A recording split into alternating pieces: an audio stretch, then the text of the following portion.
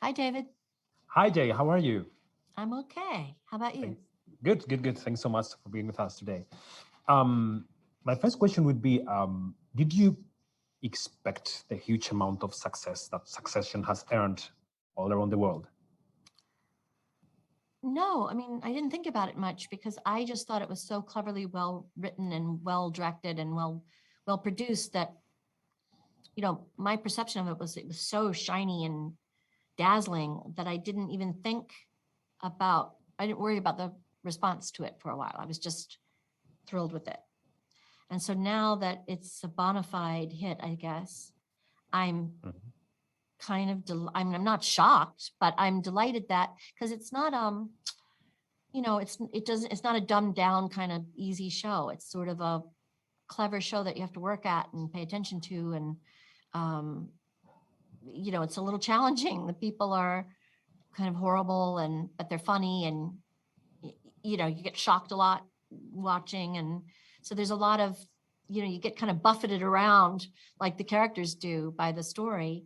And so I didn't know, I wasn't sure whether it would go, because I think the initial response to the show was like, it's very well done, but I don't know who to root for. I'm confused quite how to feel about the show.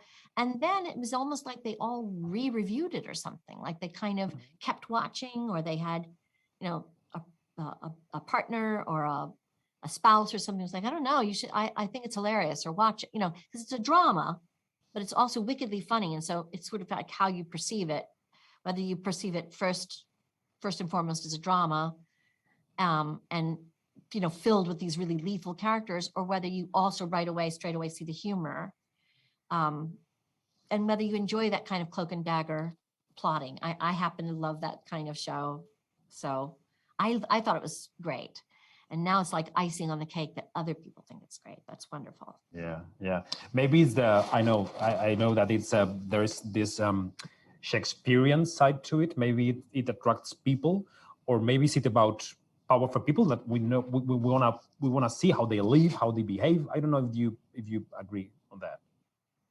Yeah, I think both those things are true. I think the scale of the story it's so grand, it's so big, and it's so, like, the themes are very universal, that they are like Shakespeare or Greek drama, like Mhm. some very, very primal, basic story, um, situations that everyone can relate to.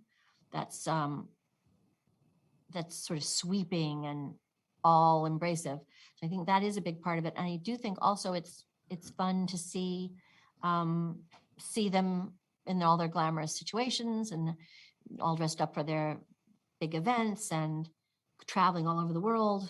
But also, I would imagine fun to see these very spoiled people just never ever be happy. They're always just malcontents, and that maybe that's sort of fun on some level too. Yeah. Speaking about your character, I mean, speaking about Gerri, she's the woman in the shadows, at least in the first two seasons, and in this third one, I don't want to spoil anything at all, but she climbs positions. And how do you play a powerful woman in these days? I mean, because you have to connect with a new society that understands power and women in power in a different way than 20 years ago.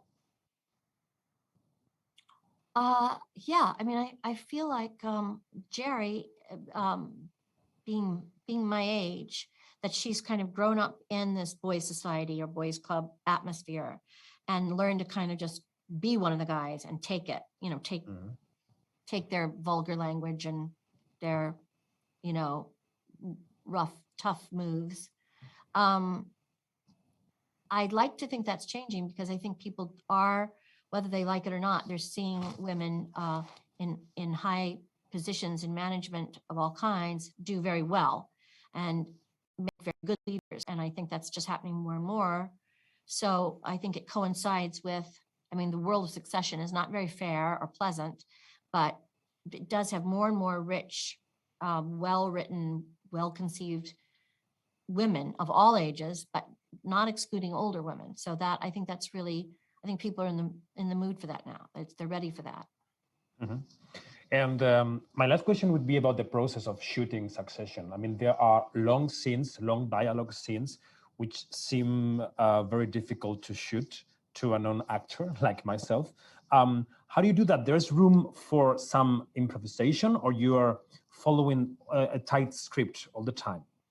Well, both. It is, for me, it is a bit difficult to learn. The words are very precise and very odd, sentence structures sometimes. That's why I think it's so clever, because it is the way people talk, like people don't always, they switch tenses or they scramble their syntax and so I think it rings true. And it's also very fanciful, like they come up with these crazy insults that they've made up, or they, the great turn of phrase in the writer's room.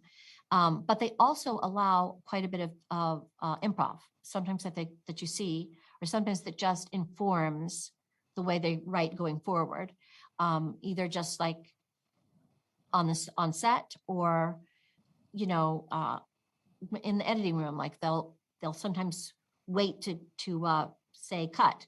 So you run out of dialogue, and then you just start kind of continuing what you would say, or something you're dying to say, but you didn't have it in the scene. So I think sometimes, once in a blue moon, they include that. More often, sometimes it inspires something later. So that's really fun. But yes, it is really precise. It is difficult to learn for me. For me particularly, I think, because it often falls to me to kind of debrief the other characters about what's going on legally, or what's going on in a business deal, and it's very a specific jargon to the like business, and I'm trying to explain to the others, and therefore to the audience, just what we're up against. So it's very important I get it right, and sometimes they're very long sentences, and I get tangled up in it sometimes, but they're very nice about that. They let me do it again until I get it right. Okay, I think our time is up. Thank you very much, Jay. Thank you you very much. Pleasure. Have a great day.